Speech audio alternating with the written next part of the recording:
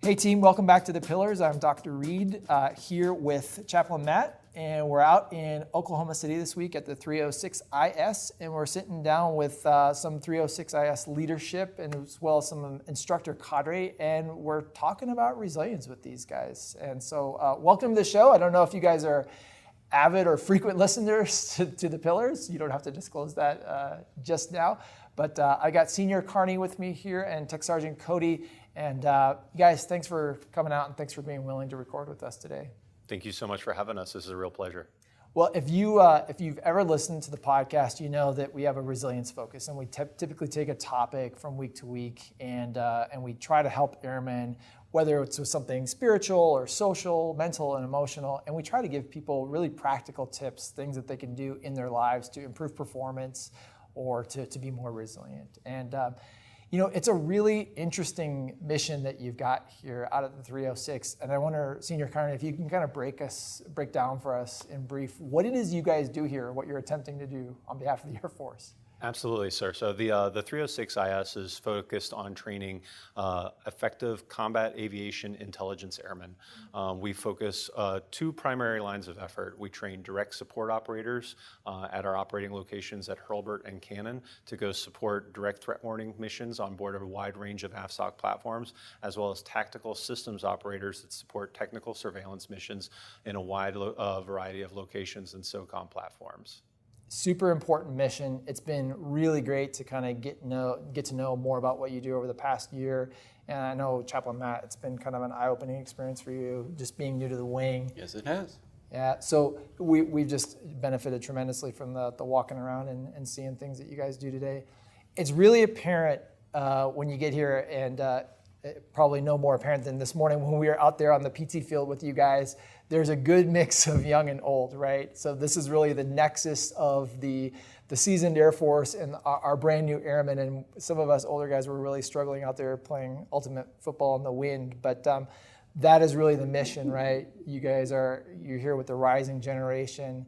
So Tech Sergeant Cody, I'm just kind of wondering, you're a guy who's had, I know you said you've been in around 8 years, and I can't remember where you were stationed, if it was both. Right, so I was in the very first 306. Okay. I was about the 10th member of the original 306 out of Beale Air Force Base, and then I left the 306 to come here to Oklahoma City as a part of the group.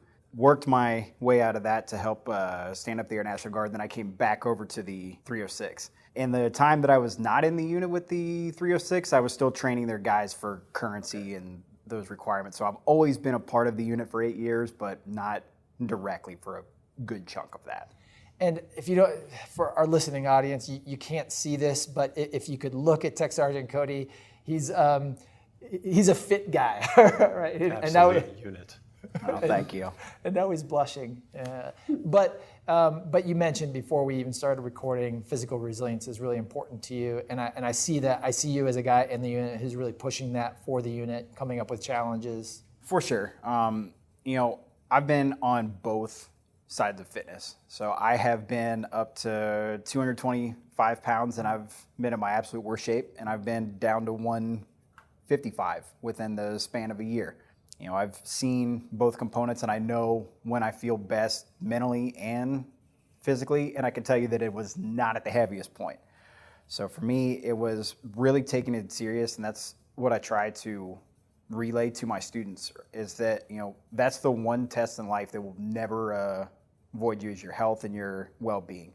If you stay on top of it earlier in your career, it just pays off long-term, you know, because I hate seeing a 22, 23-year-old airman that is in terrible shape, and that I just wish that I could help out. So I try to instill, you know, fitness components or healthier choices to make with your diet and nutrition versus the 40-year-old who takes care of themselves perfectly, and they are doing something active and also eating well. And it just makes a world of difference. And that's what I tried to model for the younger airmen today. That's great. That's great modeling, Tech Sergeant Cody.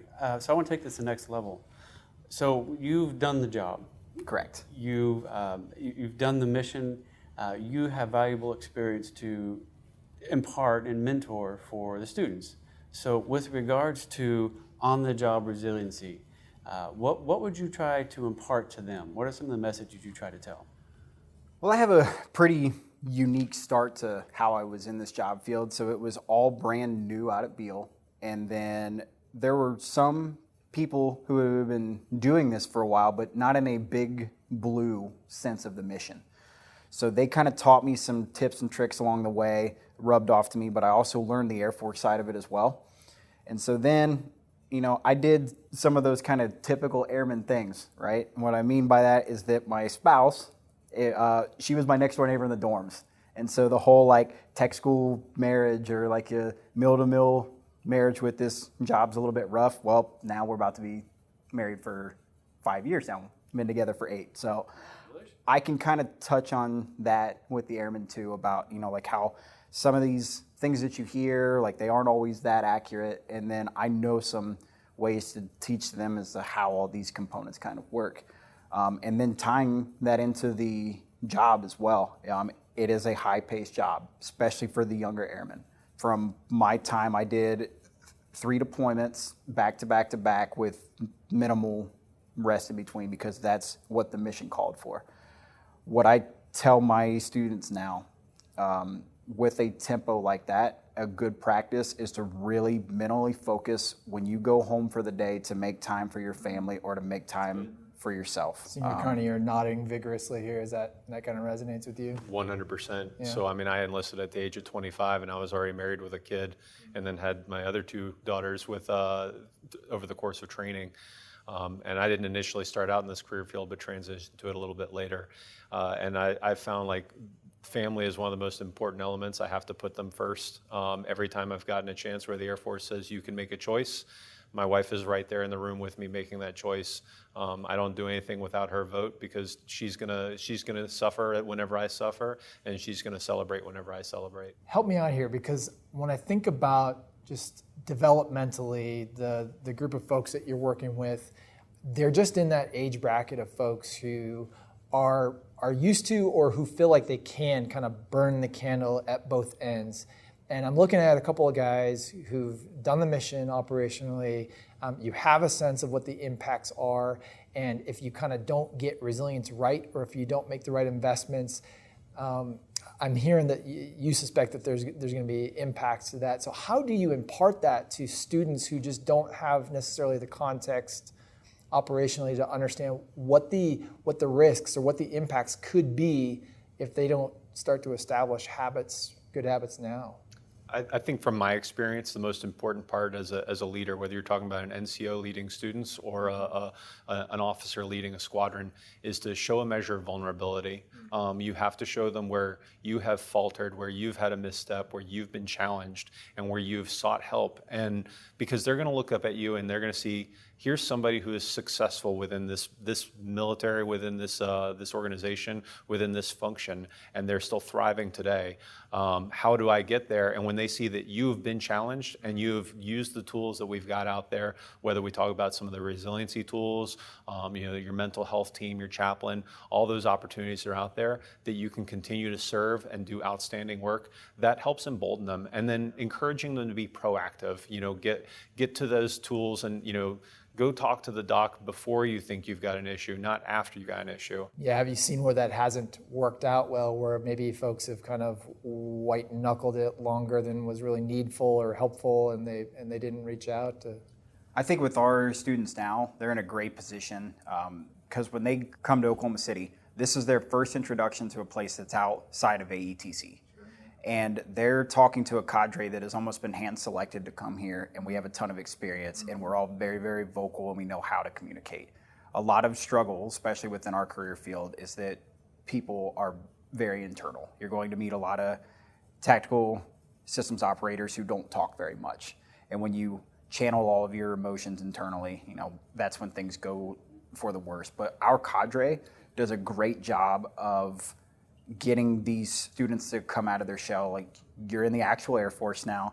This is how we talk to one another. This is how NCOs help lead you and develop you, and we are here for you. So with our group here, our students see those benefits and opportunities because we communicate to them very well and we encourage them to communicate to us. And Sergeant Cody brings up a good point. One of the elements that I like to believe is somewhat unique to our community is within SOF is that we're really big on, first names, direct lines of communication, personification, humanization, flattening organizations, all that good stuff. But a part of that is, when we're deployed, there's not a whole lot of room for personal space. And this is very much a job that's out forward. So trying to explain to people that, I can't come in one day and be senior, one day and then be carny the next day. I have to always be the same person because when we're out forward, we sweat together, we bleed together, we laugh together, we cry together. There is not room for me to take on put on the uniform and take off the uniform. We share everything. So this is their first taste of understanding that this is a family first and then a profession second. I thought one of just a visual today that I got kind of walking around with you guys.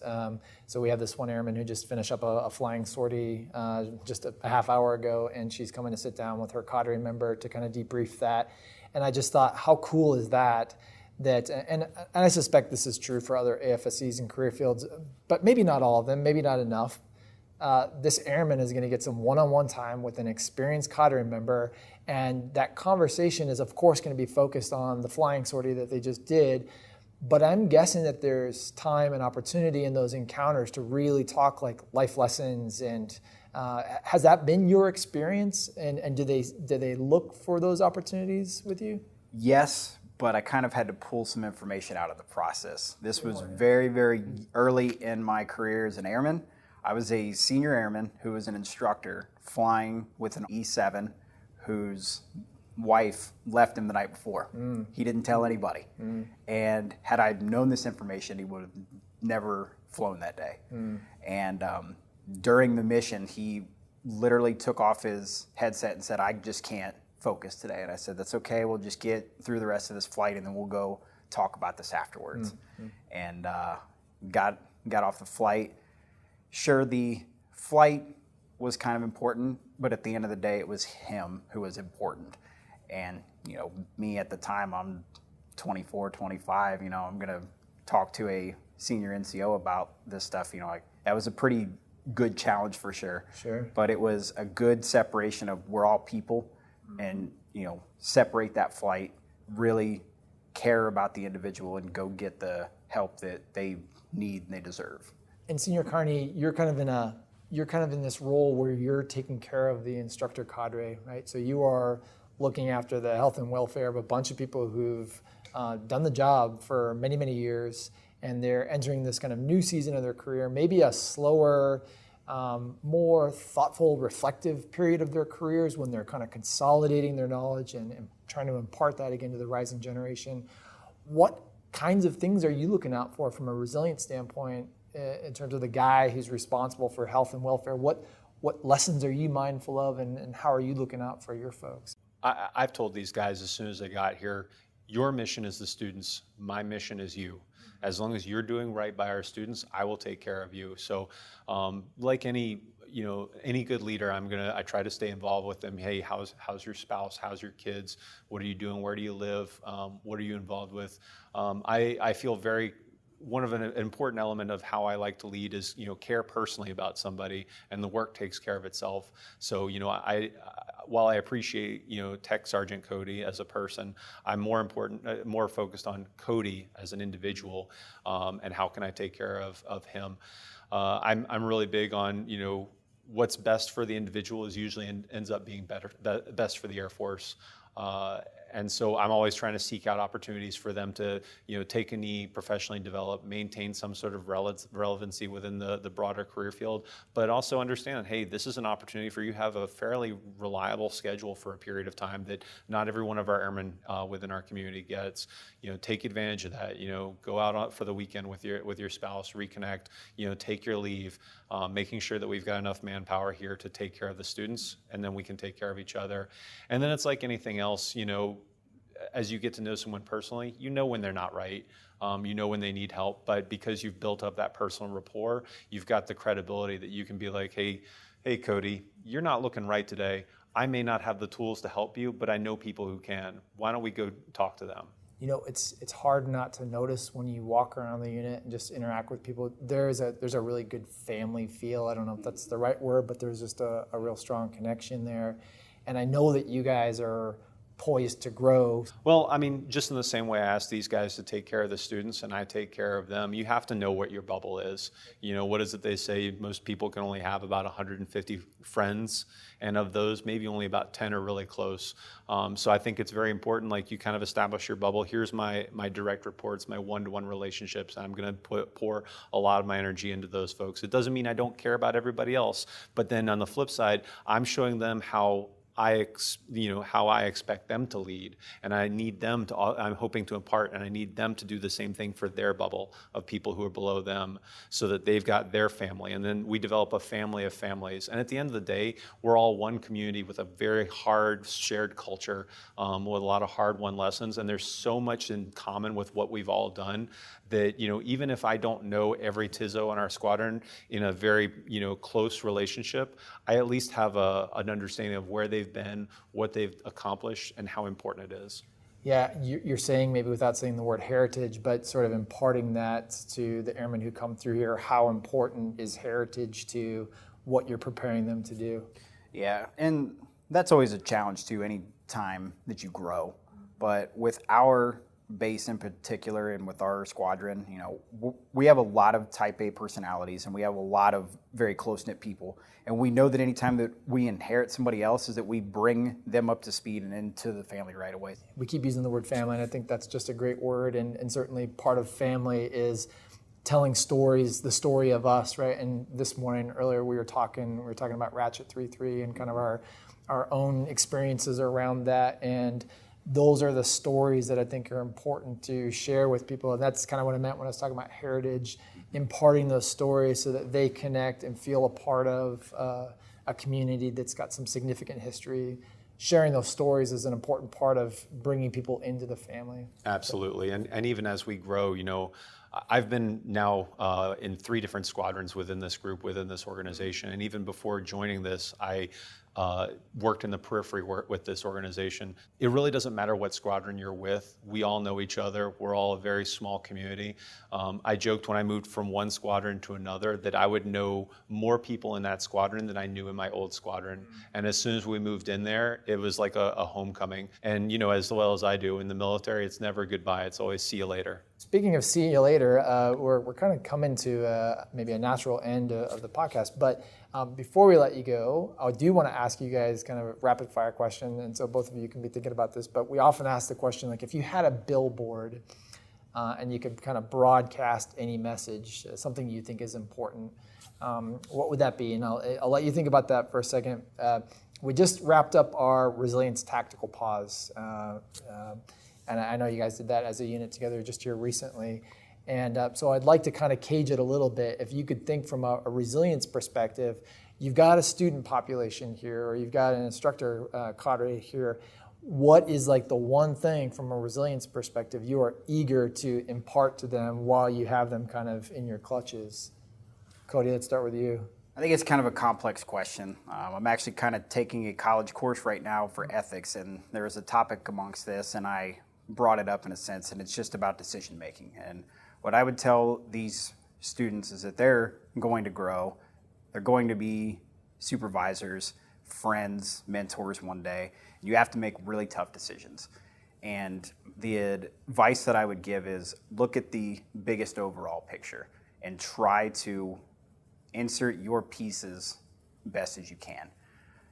Not every decision that you make is popular, but sometimes you have to make those tough decisions to try to get the best possible outcome.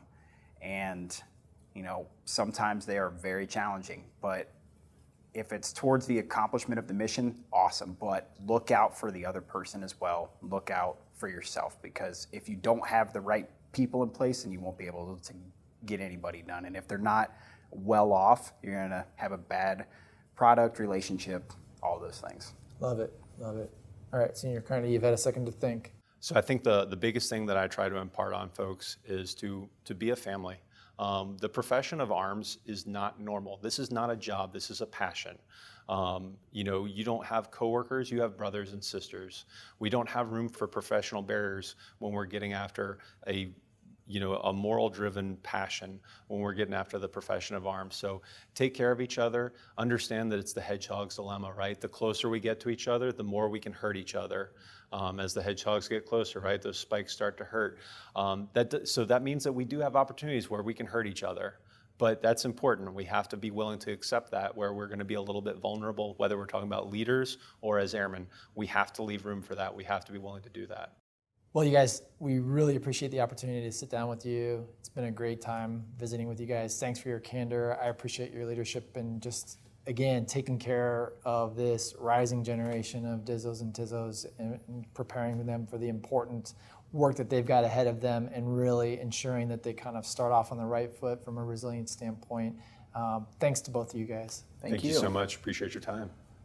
All right, guys, that wraps up another episode of The Pillars, the podcast of the 363rd ISR Wing. I'm Dr. Reed.